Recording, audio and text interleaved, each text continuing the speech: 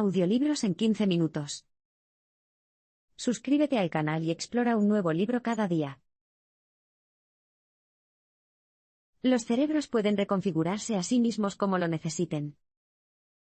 Matthew tenía 3 años cuando tuvo su primera convulsión. Lamentablemente, se convirtieron en algo habitual después de eso. Durante los siguientes 3 años, Matthew a menudo tenía que permanecer en el hospital durante días o semanas seguidas. Sin embargo, sus padres finalmente se enteraron de un tratamiento inusual.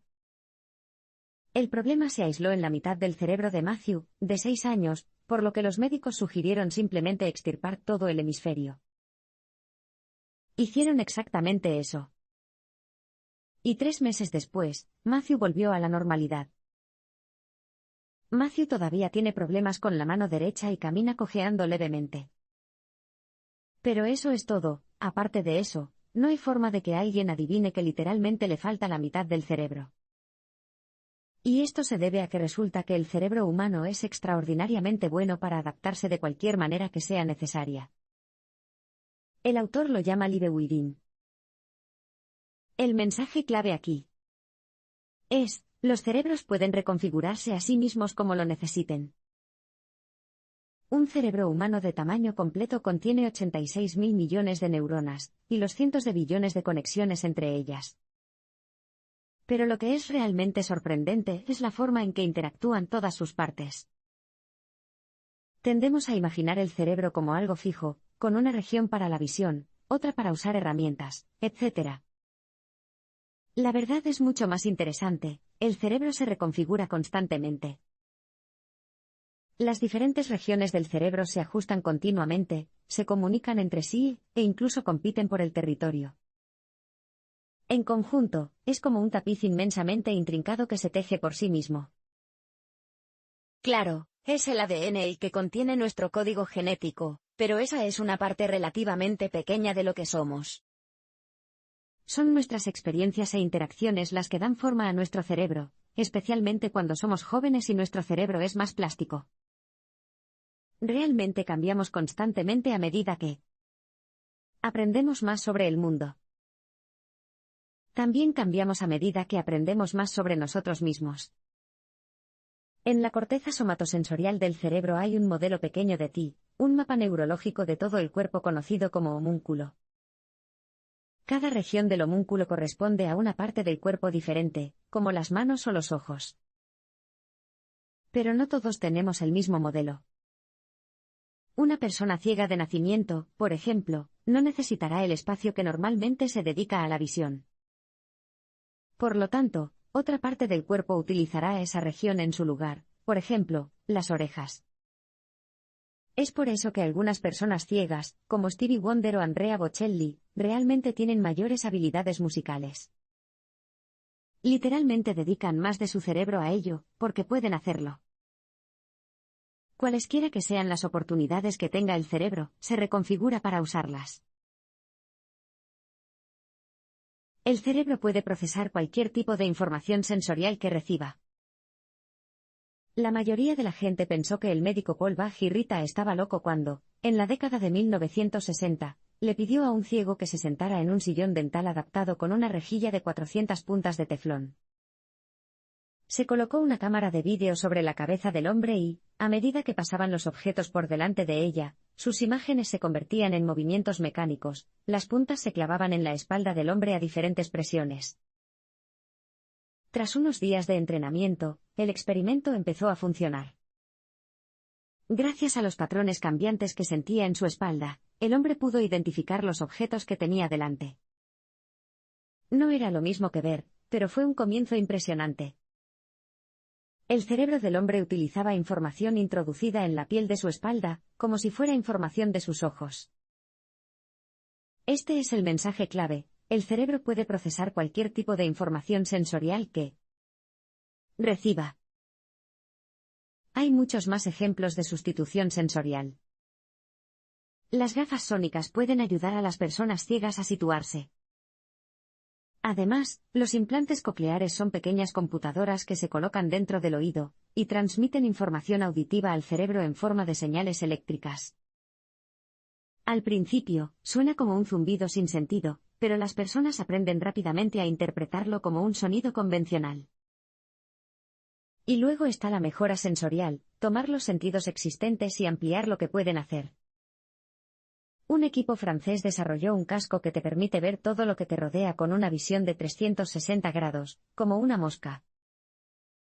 Las personas se adaptan a ella con una rapidez asombrosa, algunas comienzan a procesar toda la información nueva que reciben en solo 15 minutos.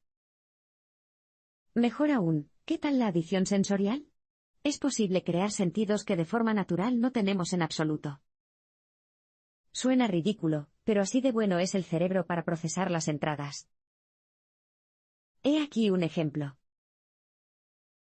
Un hombre llamado Todd Huffman se implantó un imán en los dedos y ahora puede sentir los campos magnéticos. Debido a que las diferentes frecuencias magnéticas vibran de manera diferente, incluso las experimenta con propiedades como la textura y el color. No hay límite para esto. Podrías usar patrones de vibración para sentir la información de Internet, podrías sentir Twitter o los altibajos del mercado de valores.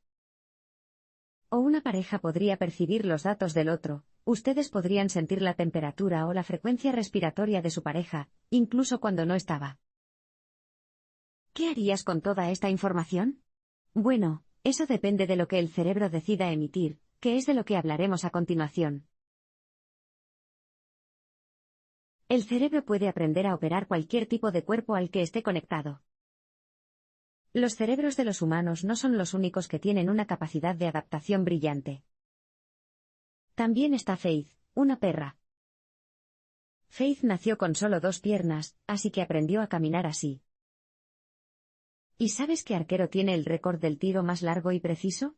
Es un hombre llamado Matt Stutzman, que nació sin brazos. Manipula el arco y la flecha con los dedos de los pies y una correa.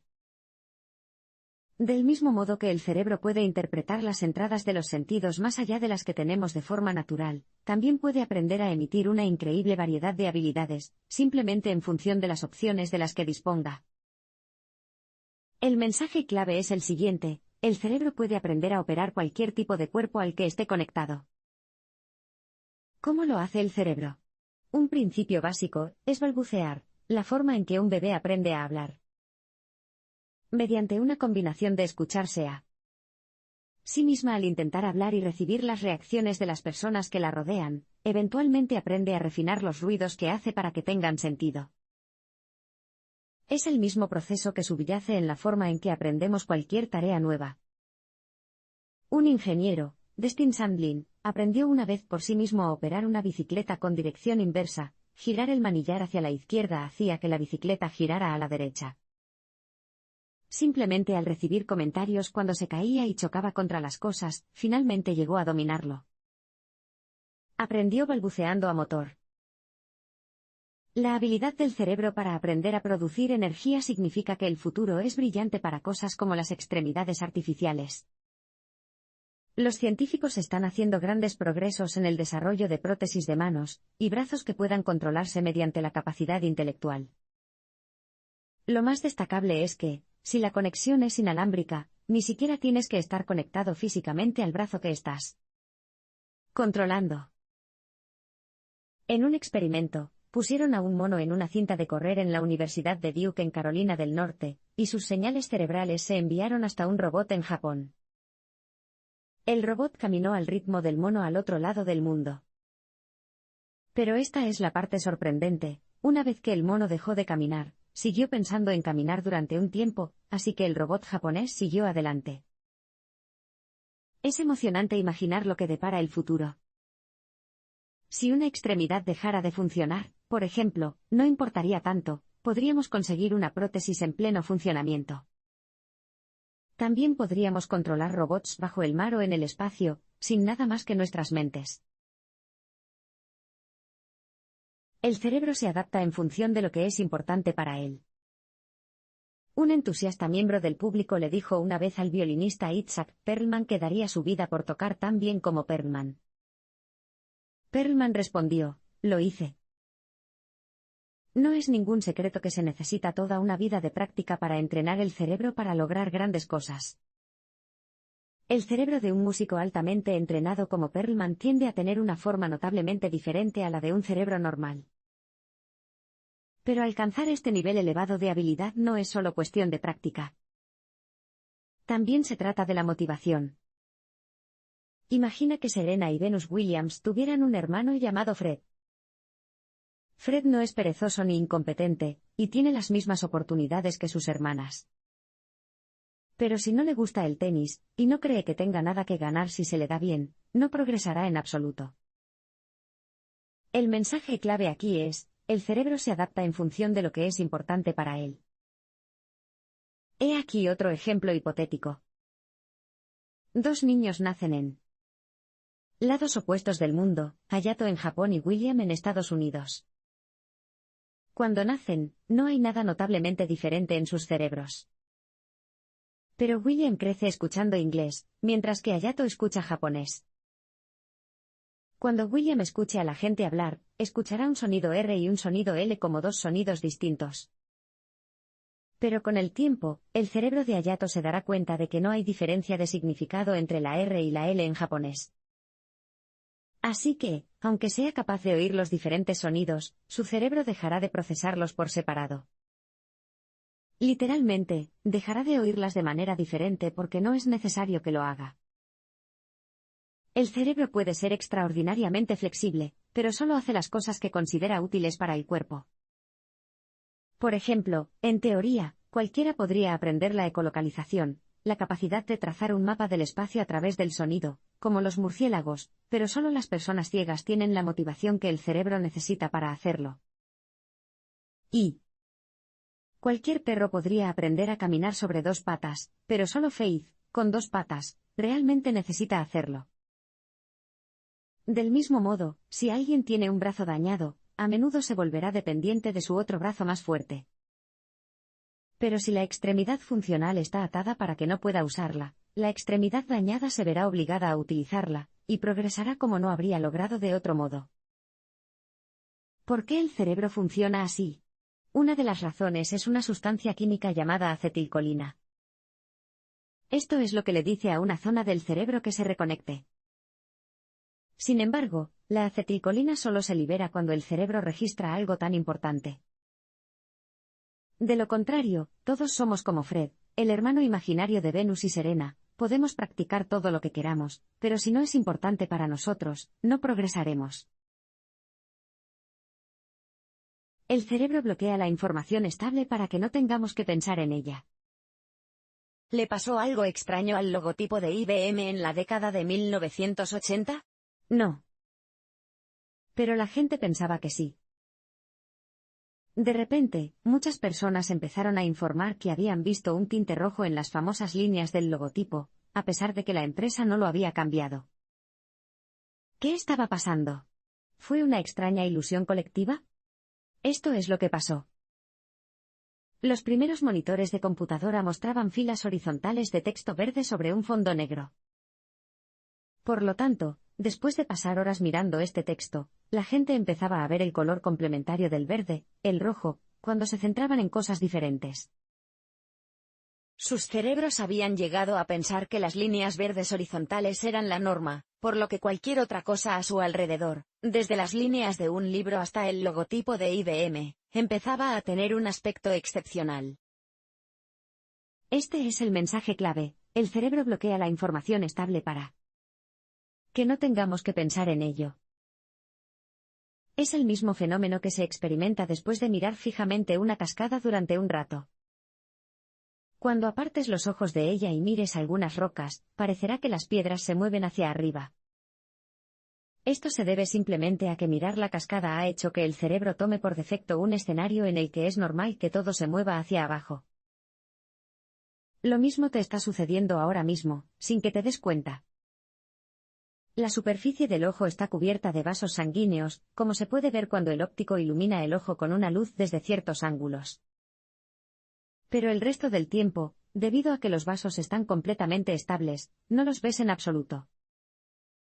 Están ahí, pero debido a que no contienen información útil y variable, literalmente se vuelven invisibles. Lleve esta tendencia al extremo y será como un reptil, incapaz de ver las cosas que están inmóviles.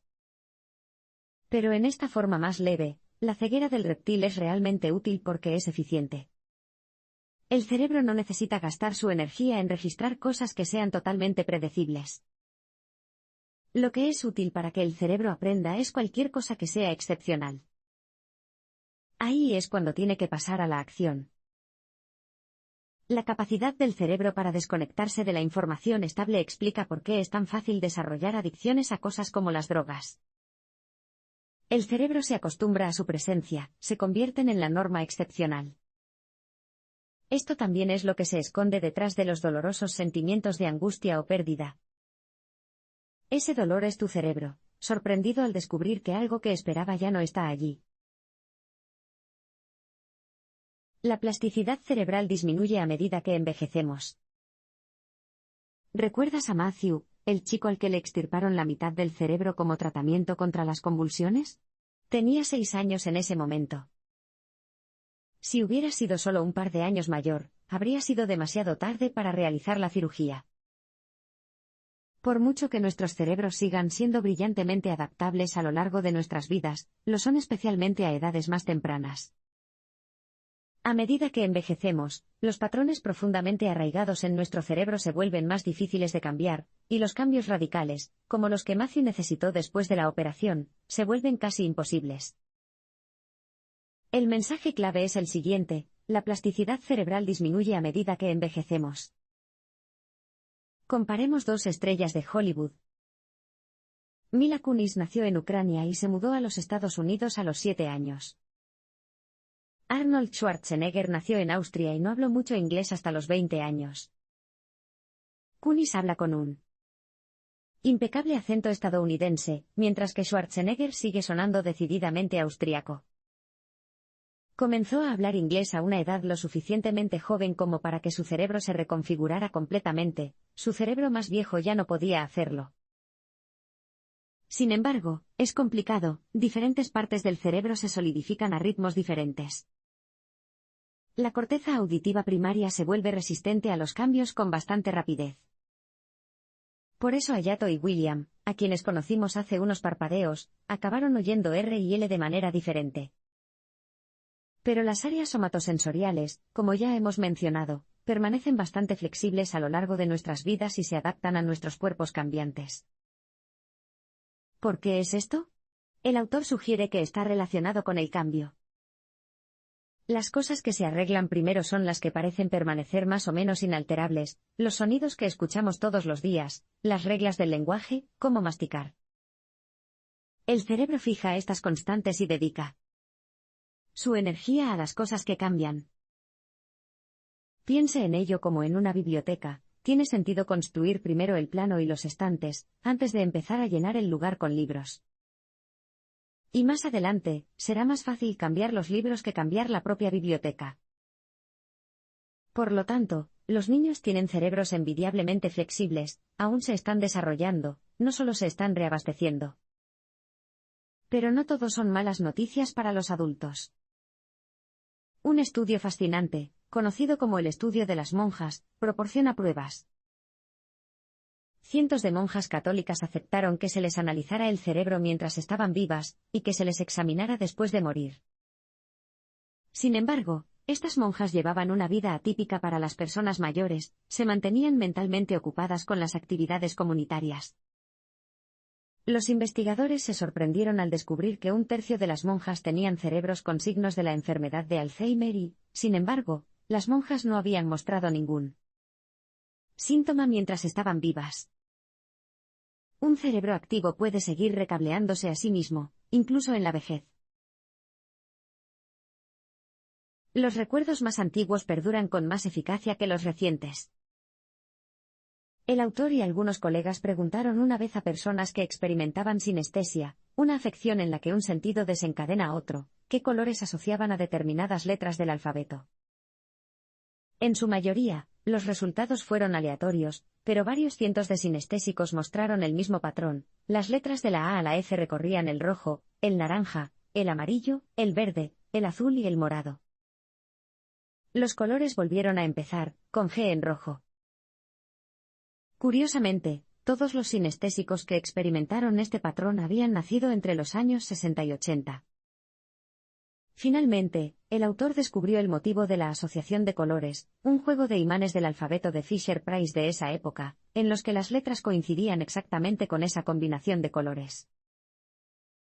El mensaje clave aquí es: los recuerdos más antiguos perduran con más eficacia que los recientes. No es de extrañar, dada la increíble flexibilidad de los cerebros jóvenes, que los recuerdos de los primeros años de nuestra vida parezcan operar a un nivel más profundo que los más recientes. Nadie sabe cuáles fueron las últimas palabras de Einstein porque, en su lecho de muerte, volvió a hablar su alemán nativo, algo que las enfermeras que lo rodeaban no podían entender. La memoria es incluso más compleja de lo que la gente imagina. Los recuerdos no se almacenan todos juntos en una parte del cerebro, están por todas partes. Considérelo como la computación en la nube. Allí tampoco están las cosas en un solo servidor, sino que están distribuidas en varios servidores. Hay otra complicación. Si bien la ciencia de la memoria está dominada por el estudio de las sinapsis, los puntos especiales en los que las células cerebrales se comunican entre sí, eso está lejos de ser el panorama completo. Da la casualidad de que las sinapsis son relativamente fáciles de monitorear, por lo que son lo que los científicos tienden a estudiar. Sin embargo, debajo de la superficie está sucediendo mucho más. Las neuronas recién desarrolladas parecen desempeñar un papel en la memoria, al igual que la expresión génica, de formas que todavía apenas entendemos. No cabe duda de que queda mucho más por descubrir sobre el funcionamiento de nuestro cerebro. Sin embargo, también hay posibilidades ilimitadas de cómo podríamos utilizar lo que ya sabemos. Los robots, por ejemplo, se beneficiarían si se construyeran con un estilo flexible y dinámico, como nuestro cerebro, para que pudieran hacer frente mejor a situaciones nuevas e inesperadas. Quizás, en el futuro, los edificios puedan reconfigurarse a sí mismos a medida que supervisan el comportamiento de las personas en ellos, un baño nuevo aquí, una escalera allá.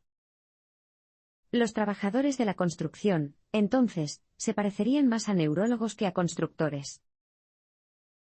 Difícil de imaginar. Claro.